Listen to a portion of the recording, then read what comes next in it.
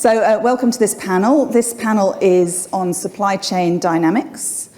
We've talked a lot over the last couple of days about net zero targets and measurement and the need to measure beyond your scope 1 and scope 2 and start to get into your scope 3.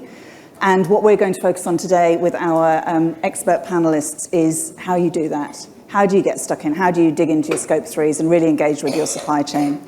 So scope 3 emissions are really all of those indirect value chain emissions. So it includes, and in the ISO world, there are 4 categories that sit within that. So there's transportation, there's essentially the upstream emissions that are associated with the products that your organisation uses.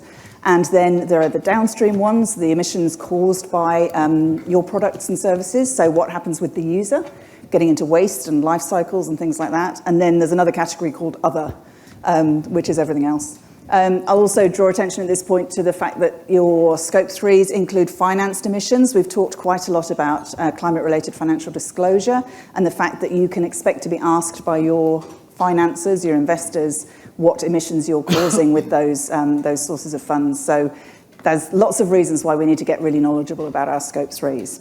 So without further ado, we're joined by some excellent panelists. We have Lee Stewart from Fonterra, Carol Ward from Zespri, and Stefan Vermeulen from Nespresso New Zealand. Nearly got that wrong.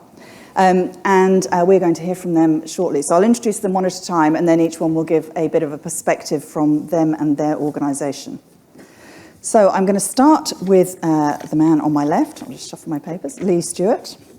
So Lee is the head of corporate sustainability at Fonterra Cooperative Group. Lee's been with Fonterra since May 2020.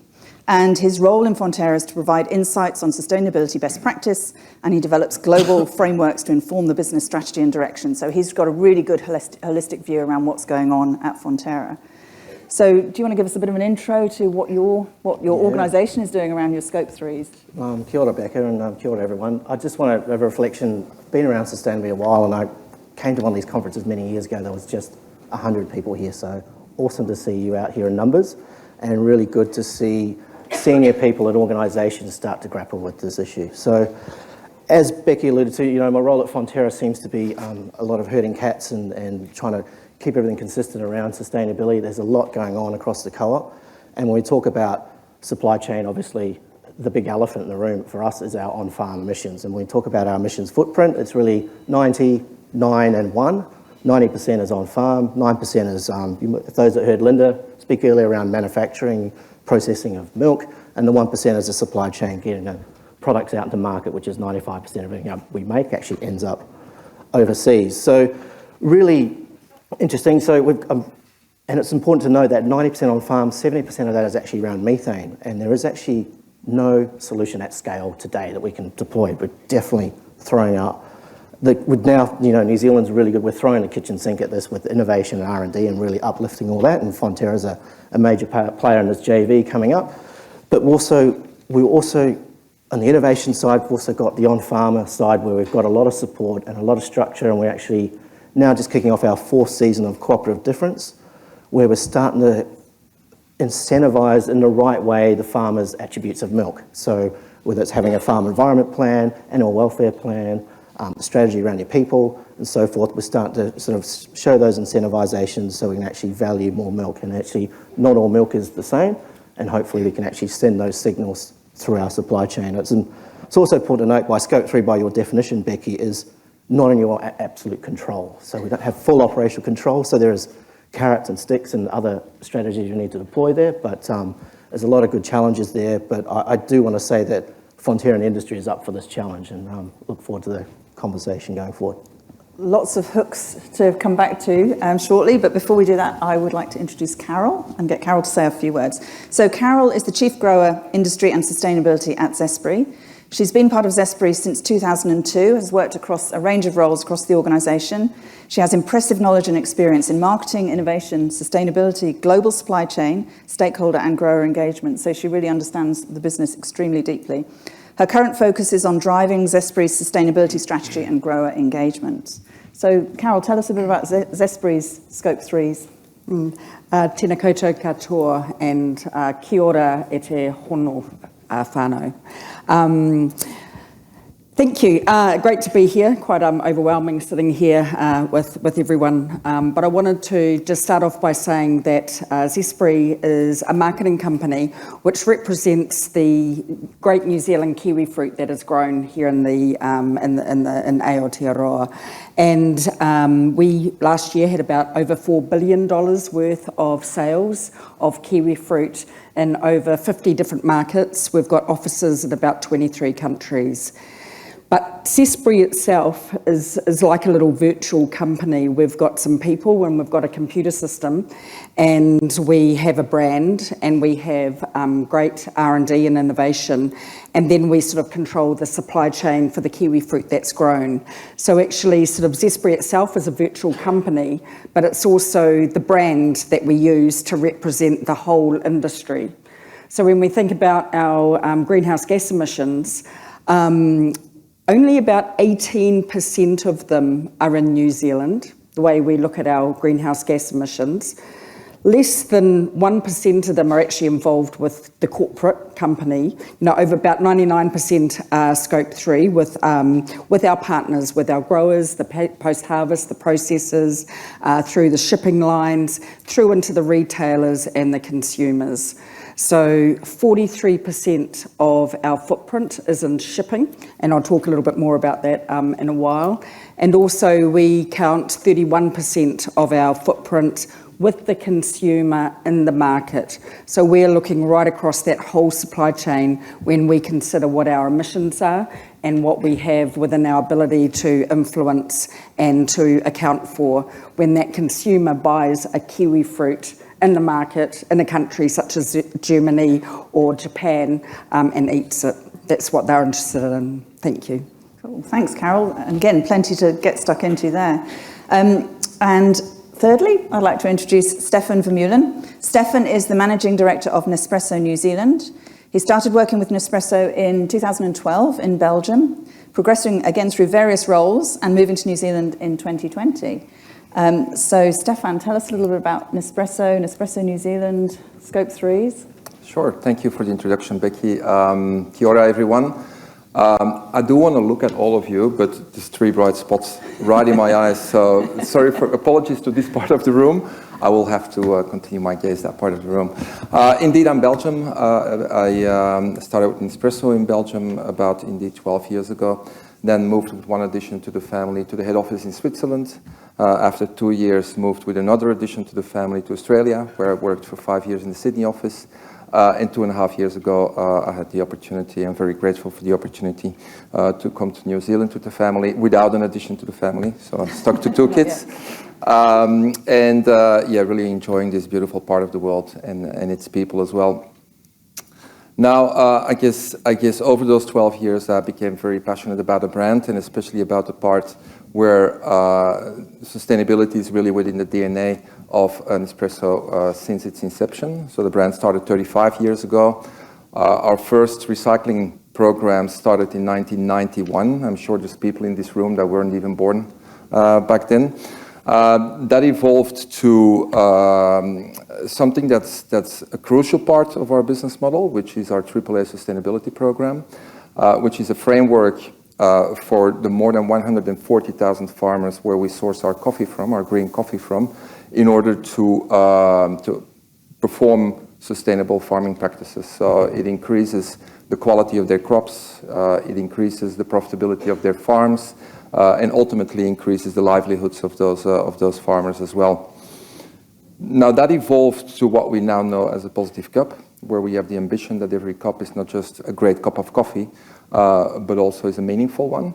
And that's on 3 pillars. The first one is what I just talked about. It's basically the program around supporting our farmers and having sustainable access to high quality coffee. So that's caring for communities. The second pillar is around caring for climate, which supports our ambition to be net zero by 2050 at the latest. And the third pillar is around caring for circularity, which is all around our belief that any economy should be circular and not linear. Now that led into 2 recent achievements that make us very proud. Last year we achieved carbon neutrality in Scope 3. So we're carbon neutral since 2017 in scope 1 and 2, full scope 3 since last year.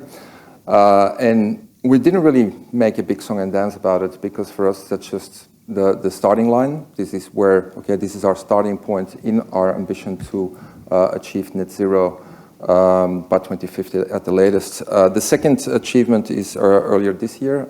In March we became a B Corp. The people that know B Corp or went through the process know that it's a very stringent process with, I think, 14,000 data points and 400 criteria you need to pass to achieve a certain score, which is 80, to become a B Corp.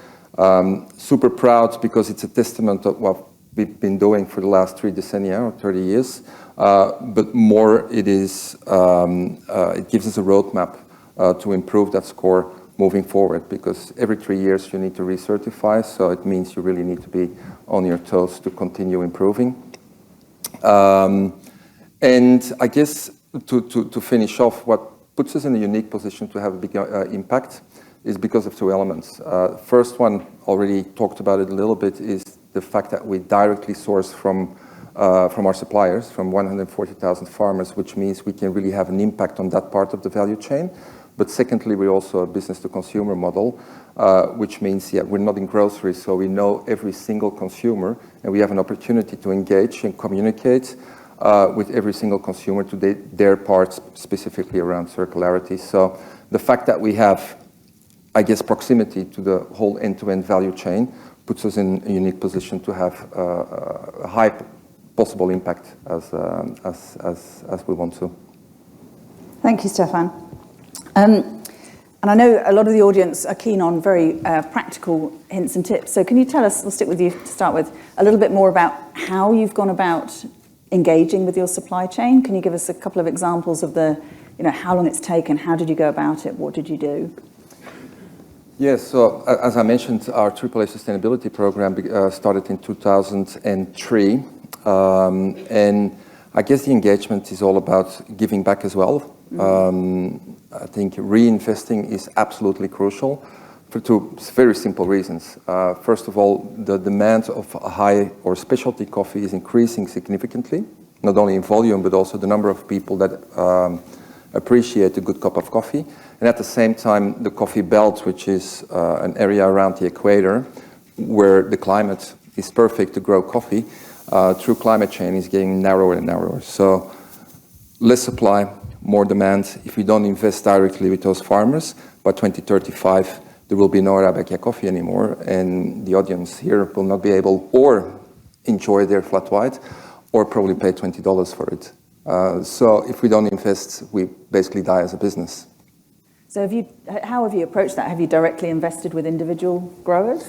Yeah, so first of all, if the farmers meet the quality standards for us to buy their green coffee and the sustainable practices as well, we pay a premium for between 20 and 30%. So if you would go to a cooperative in Kenya, you would say, okay, this is the day price for coffee, this is the base price, and then you have the AAA price, which is typically 20-30% higher, which goes directly into the pocket of the farmer. So we only buy it when it arrives in our factories in Switzerland, but we want to give that farmer already value for his efforts.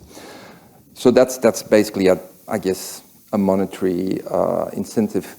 But more importantly, there's a range of, together with NGOs and local partners, a range of initiatives that we do to improve the livelihoods of those farmers.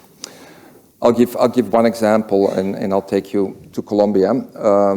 Imagine you're a farmer, you inherit a piece of land from your ancestors. Apparently, it's good to grow coffee in Colombia, so you start growing coffee. But there is no education around how you do it. Climate effects with floodings, etc. Crops, there's one crop of coffee that you have per year. So if you stuff it up once for the year, you're gone, you have no income. And at the same time, you have zero access to pension funds and stuff. So you're working as a farmer basically 50, 60 years, very hard on the land, to then afterwards not even be able to enjoy your retirement. So what we've done with the Colombian government and with TechnoServe, which is a local NGO in South America, is to set up specifically a pension fund for Colombian farmers, where on top of the education that we go through with them in how to farm the land, how to do agroforestry, because guess what? Coffee plants need shades. On top of it, if you plant trees that provide coconuts and pineapples, you have additional crops, so more income. So all that together with the prospect of a pension fund and a life after you've worked all that time makes also their children and their grandchildren look at the thriving business that they want to take over. Otherwise, they say, okay, this is not what I want to do, and they go to the city. Again, an example how we make sure that we have sustainable access to supply, because otherwise, if the kids don't take over the farm, that farm stops producing coffee as well. So that's one example. That's a great example of taking a really long-term strategic view to supply chain security. Thank you. Carol, coming back to you, have you got a good example of supply chain engagement that's been successful for Zespri? Yeah, thanks, Becky. And there's a couple of examples I can think of. One of them is, with our 2,800 growers that we have here in New Zealand growing kiwi fruit for us. We're working with a handful of them, the real leaders, the vanguards in our industry, in terms of better understanding all of the emissions that are generated on the orchard through the pack house and through the supply chain, so that we hopefully by 2024 can bring a carbon neutral kiwi fruit through to one of our customers in trial to learn. So I'm in huge respect for some of the products that have already made that transition. For us, we're on that journey and look forward to that. But given that about 43% of our emissions is in the shipping, with a focus on reducing your emissions, it's really difficult to do that. So we're a small player here in New Zealand, and we have established this partnership with one of the major shipping lines up in Europe. And this is a shipping line which has revenues of $10–11 billion worth, and they've actually signed an MOU with us to explore carbon reduced, carbon neutral shipping corridor. We call it a green corridor down to New Zealand. And so they've signed this MOU with a kiwi fruit company down in New Zealand, and you might ask, why on earth would they do that? And I guess for them, it's a little bit like China signing an FTA with New Zealand. We're keen, we're enthusiastic, we're collaborative, we want to partner. And as I think you said yesterday, Becky, sustainability is a team sport. They want someone to work with, and we've strongly put up our hand.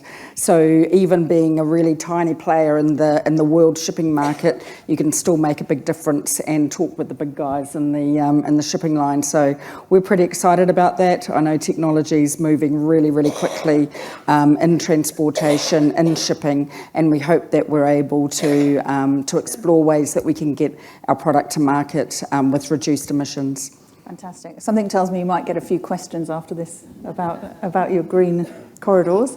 And what about you, Lee, then? So how are you engaging with your suppliers? You talked about your farm plans. Yeah. How's that coming to life? Yeah, cheers, Becky. And just to give you a bit of colour, there's around 9,000 small farmers, small businesses or large farms throughout New Zealand. And many years ago, seeing what's happening with regulations and so forth, we've sort of skilled up a team of sustainable dairy advisors that go out there on farm, and it's probably 1, 2, sometimes 3-day exercise. I actually walk the farm. I've done a couple with them. It's a real detailed exercise of working with the farmer on what they can do to improve the environmental outcomes and practices on farm, and it's a real detailed plan that they get. And we set ourselves a target of getting all our farms done by 2025.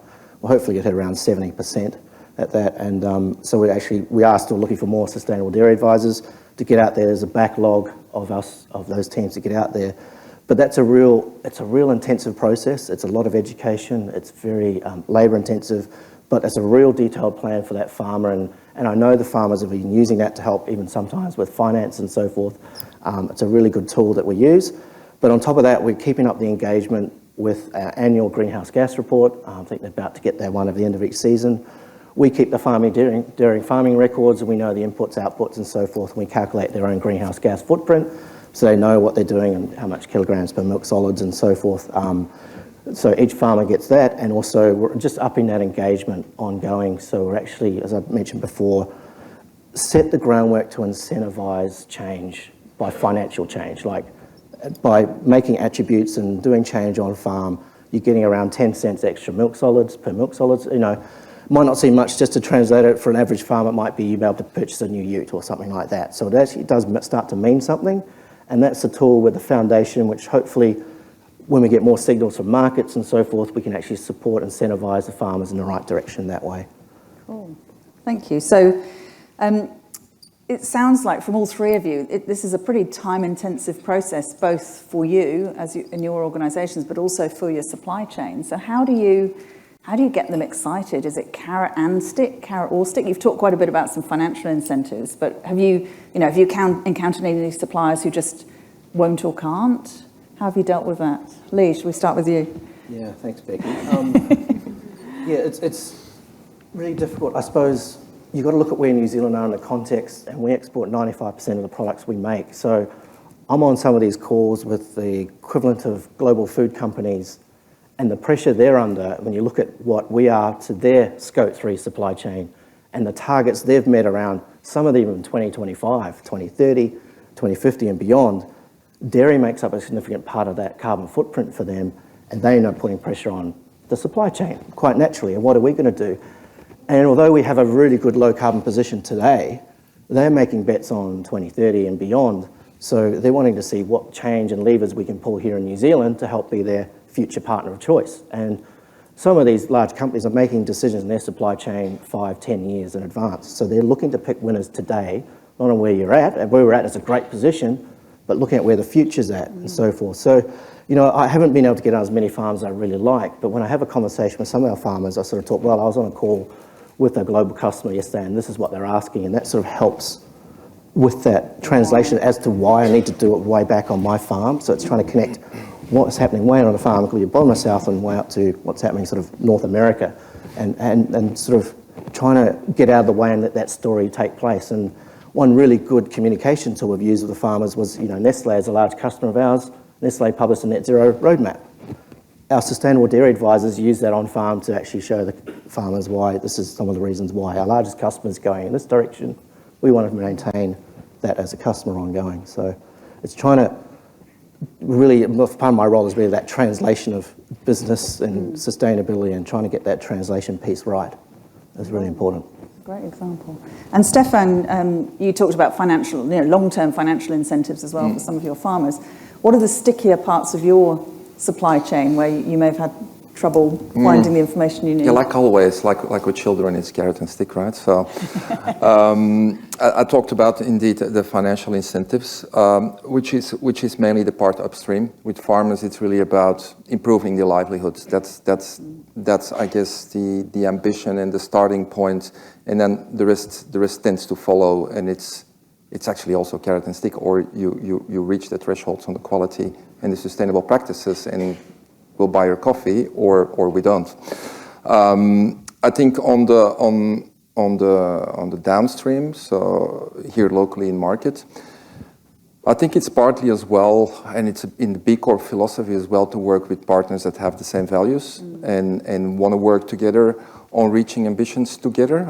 I personally find that extremely important when I talk about lining up with a brand ambassador or with a logistics partner or whatever. I think that's always a starting point for us. So at least you're going in the same direction. But then it's about making really good agreements and putting in the contracts on what the expectations are, on what the reporting expectations are. So from logistics, recycling, and transport and warehousing, we expect that there is a monthly reporting, there is monthly audits, so that we really talk about numbers and data, and I think data is extremely crucial there for a couple of reasons. First of all, avoid to be perceived as greenwashing, but definitely also, and more importantly, to give the right insights on where you can make improvements. And if you are going from, I guess, a value-based strategy and working together with partners that have the same values, you're working together on those improvement points. Very interesting. I mean, the main thing I'm taking out of this is there's an enormous amount of work that needs to go into this from all parties.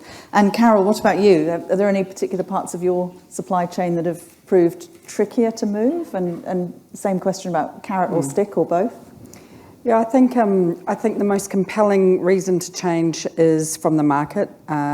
When you're exporting a food product to consumers around the world, they want to know not only that it's a great quality product, great tasting, food safety, healthy, but also they are interested in what does the brand stand for, how is it made, what is the practices on orchard that have produced this product, how did it get there?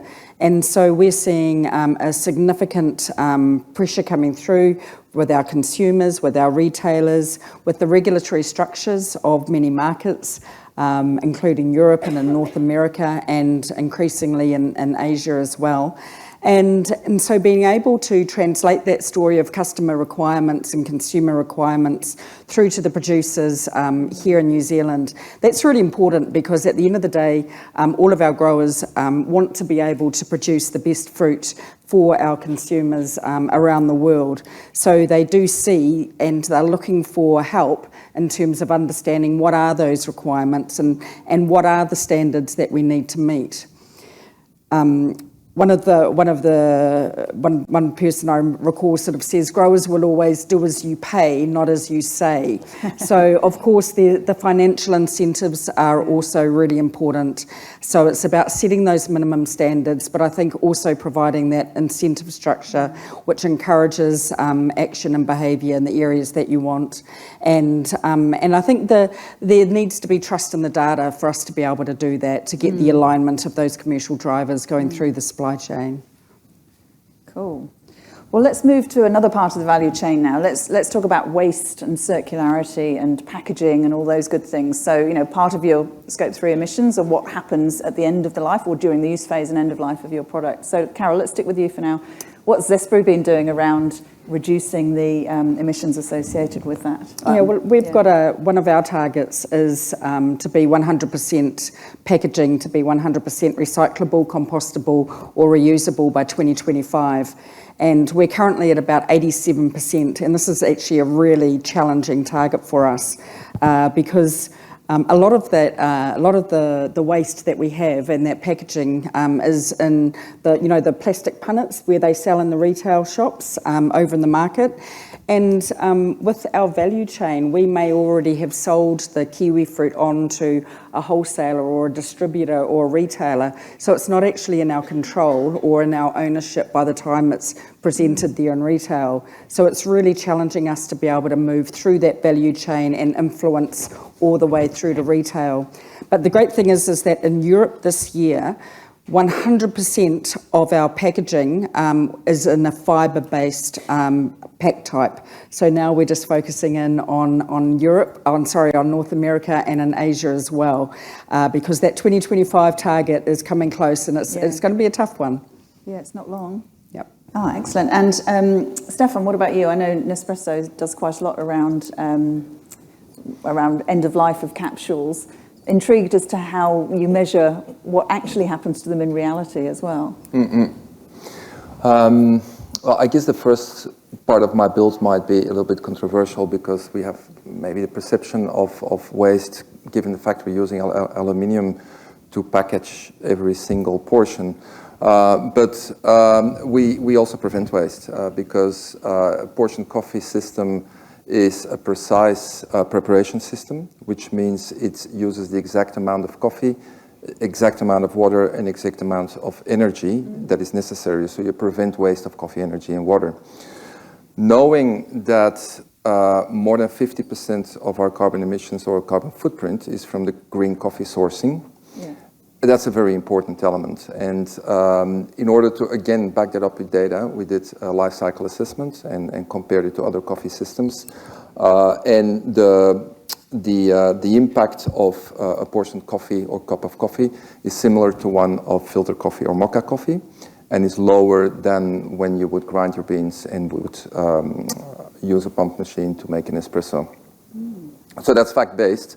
And I think everybody can relate to the fact with filter coffee that you make it sits there the whole day and then you throw it away in the sink.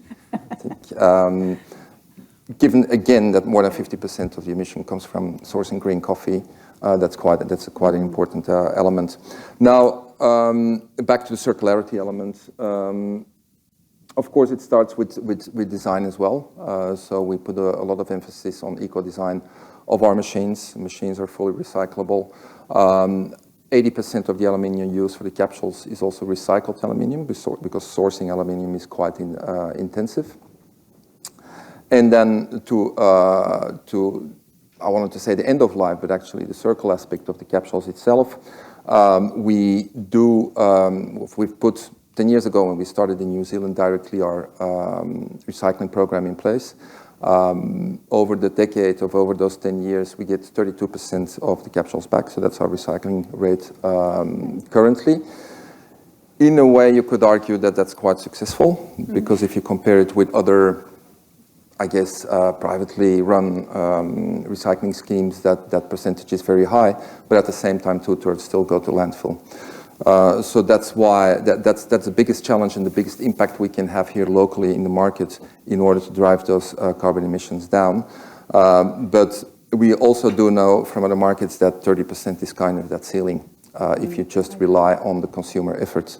So that's why a lot of my time goes into lobbying with the Ministry of Environment, with councils, with MRFs, etc., with consumers as well, because it takes all those stakeholders to work together to ultimately not only capsules or aluminium, but also in general small metal particles to get that through curbside and retrieve 100% of that material back. Because the reason why we use aluminium is twofold. One, it is the perfect material to preserve the quality of the coffee that has been so carefully sourced by that Colombian farmer.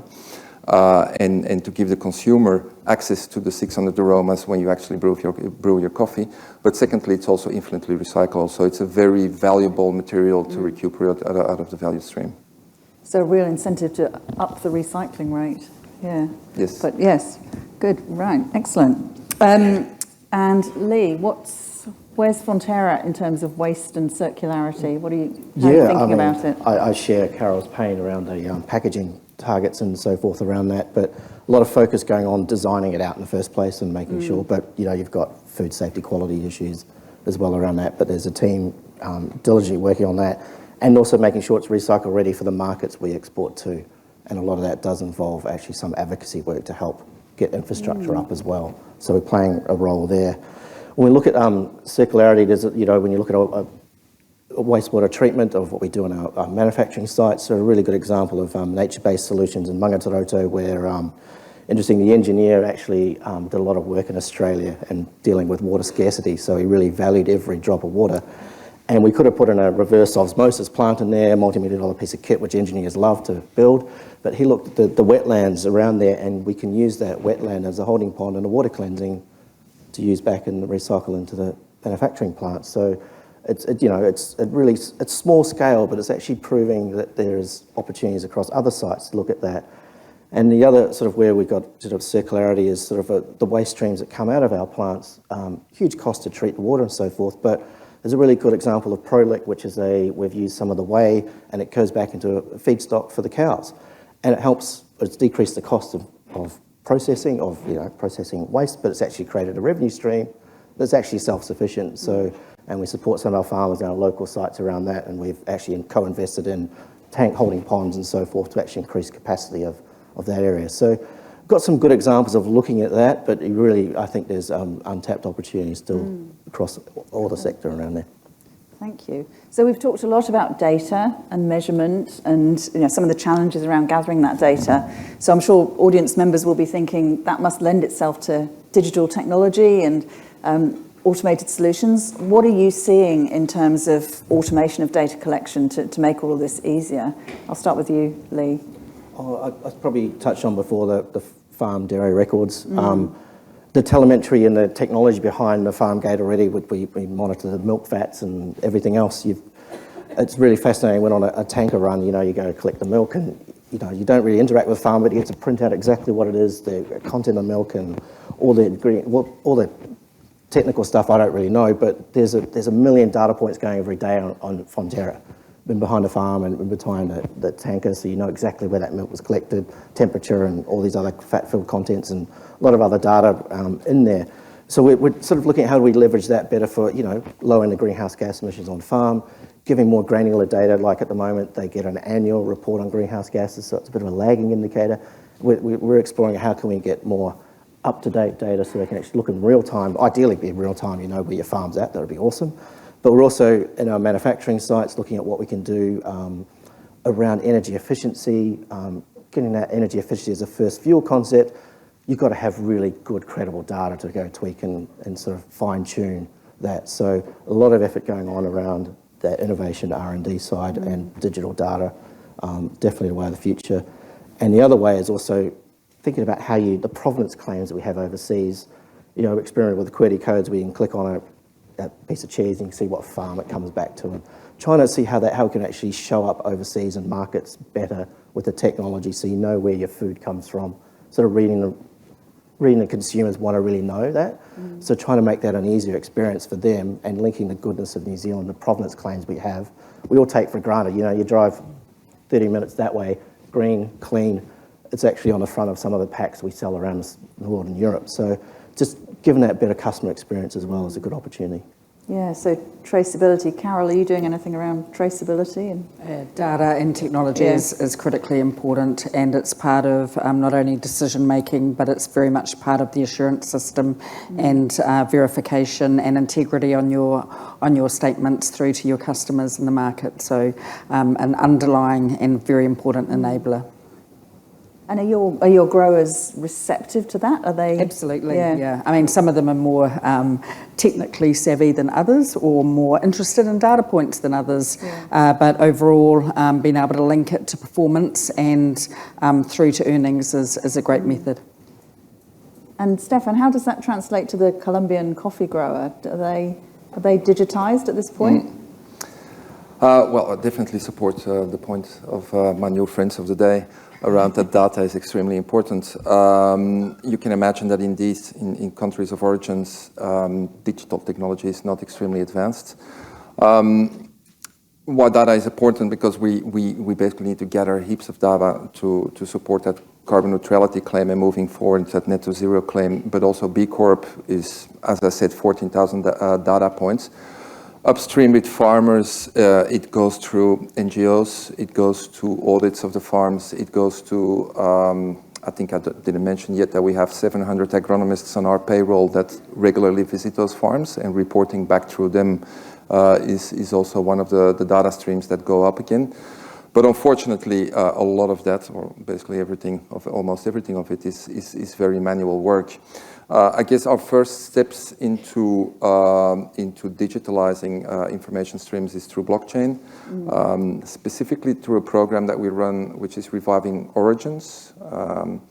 Reviving Origins is actually reinvigorating regions that are great for growing coffee, but because of social conflict or natural disasters or whatever, the coffee revenue is not part of that economy anymore. So we basically support, again, together with NGOs and local partners, to revive those origins so that that they can start exporting coffee again. One example is in Puerto Rico, where 5 years ago, Hurricane Irma basically washed out all the farms, completely everything. And actually now, because of the efforts of the last 5 years, we see that they can export coffee again. What I wanted to mention is that in that, because it's small scale, because it's from the ground up, they're using blockchain to have 100% traceability of which specific farm that coffee comes from, so that we also can measure where we need to have more investment or more emphasis or more focus on specific areas in terms of, again, increasing the quality in that yield. Wow. So, gosh, technology is really driving all of this supply chain innovation, isn't it? We've got a couple of minutes left, so I'm going to ask you each to share from your many years of experience in engaging with your supply chains and your value chains. What would be your top tips for the audience? What would be the takeaways that you would task them with doing? Lee, let's start with you. Sure. Thanks, Becky. I suppose everyone in the audience, you serve customers. I would implore you, if you want to have a competitive advantage, have a look at your customers' sustainability report, if they have one. Understand what their biggest pain points are around these issues, and can your product or service support that? And we do that all with our global big customers. What can we do to help them? And look to be collaborative, because if they're willing and open for that conversation, you can actually open up other areas of business, other opportunities you would not think you could be possible. And in any case, it's a really good conversation to step yourself away from your competitors. And I've used that many times, just to have that conversation. Oh, I've read your sustainability report. You've got a very aggressive target. How do you think you're going to get there? Or we're looking at this. Really open up that conversation. I implore you to. You'll be surprised at where that could lead. So we're all part of everyone else's supply chain. We're kind of all in this together. But I think collaboration is a really good opportunity to actually step apart from your competitors. And you can feed that back into your own internal company to get more investment to do greater things. So just employ to try that one out in the next few weeks, if you're talking to a customer or internally even. Excellent. I think from my perspective, the concentration and focus in on reducing emissions is only just one part of the conversation. I think for us, it links back into our purpose in terms of having helping the goodness of kiwi fruit for communities, for people, and for the environment to thrive. And so this is just one part of a bigger picture. And I think if we focus in on the role of our company, the role of our industry within the full ecosystem, in a Te Taiao perspective, in a Te Ao Māori perspective, then that's more the guiding principle which we would like to develop in. But this is a really important signal on the journey. Thank you. And lastly, Stefan? Yeah, I think if I would highlight two things, it would be indeed gathering the data. It's the less sexy part of the job, but without it, you don't know where you're going and where to focus on and where to put resources behind. And the second thing would be, what I mentioned as well, is, I guess around the value-based strategy, making sure you choose the right partners that go into the same direction, because it's already a bumpy ride and it's messy and it's chaos and it's very difficult. But if you then have partners that work against you, it makes it even harder. Kia ora. Well, thank you. We've timed out right on the dot. I hope you all found that really interesting. I got lots of insights out of that. So please join me in thanking our panelists.